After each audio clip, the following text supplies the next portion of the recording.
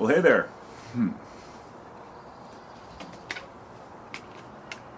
Do you like who you are? As a person, as a human? Do you like your life situation? Do you like the person that you're becoming or the person you feel you have become?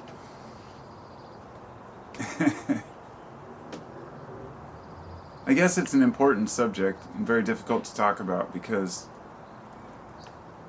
being conscious, being aware, being yourself means that you're generally unaware of how else you could be. In other words, it's difficult for us to see who we could have been or where we could have ended up because here we are. Now,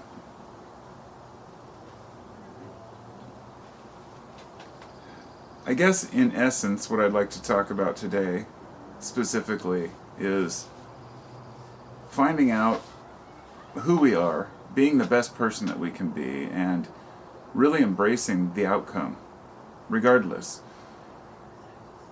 It's difficult for me as a 45-year-old man to sit and tell younger people to, let's just say, learn a language or learn a trade or do these things when you're young, when you still have that novelty about existence.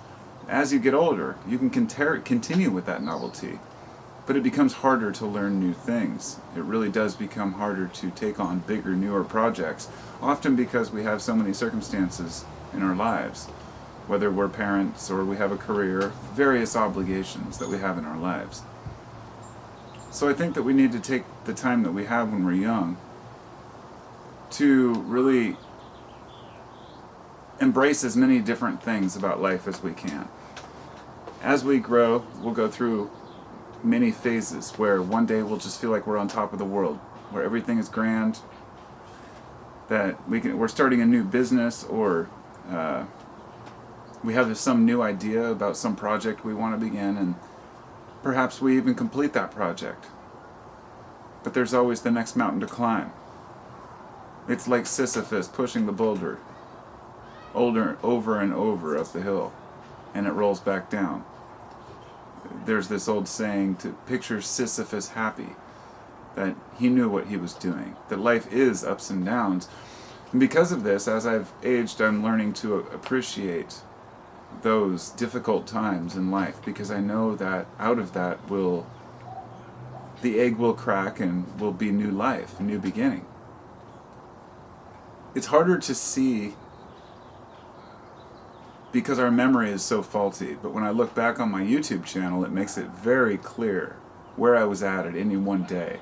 I've uploaded a video pretty much at least every week, and sometimes every day for years on end. And because of this, it allows me to go back with a journalistic mentality and say, wow, I really thought this? Oh my God. And that's okay, because that's growth, that's learning. Because along with that are the things that I remember saying 10 years ago that I still agree with to this day.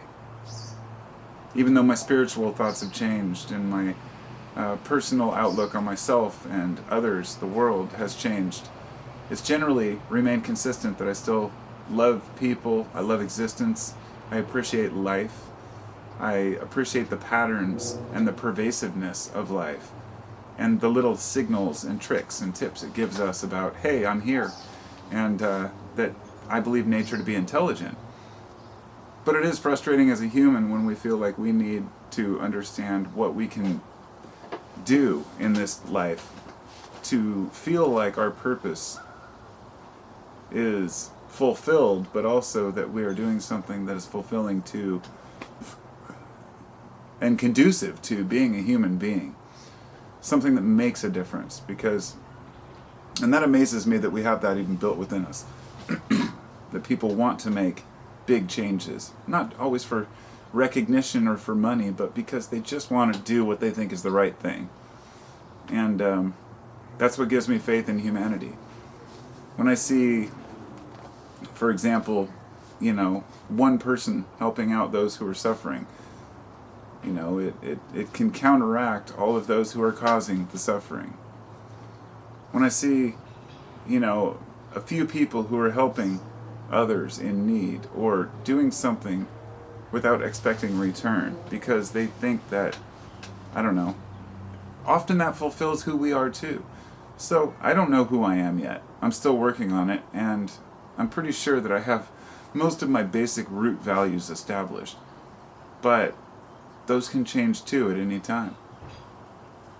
I guess a perfect example would be, I'm not religious, but I remember years ago telling somebody I'll never be a Christian. And they said, well, you should be careful what you say. Anything's possible. And I had to think about that for years, and I thought, you're right. In order for me to be fair and honest, I have to say there is a possibility that sometime in life I'll change my opinions on religion or take one. I highly doubt it because I see things clearly. I don't fear that eternity as many do, but that could change too. And I guess that's my point. We're ever changing, constantly adapting. New discoveries, new ideas. It's a pretty wild thing being alive.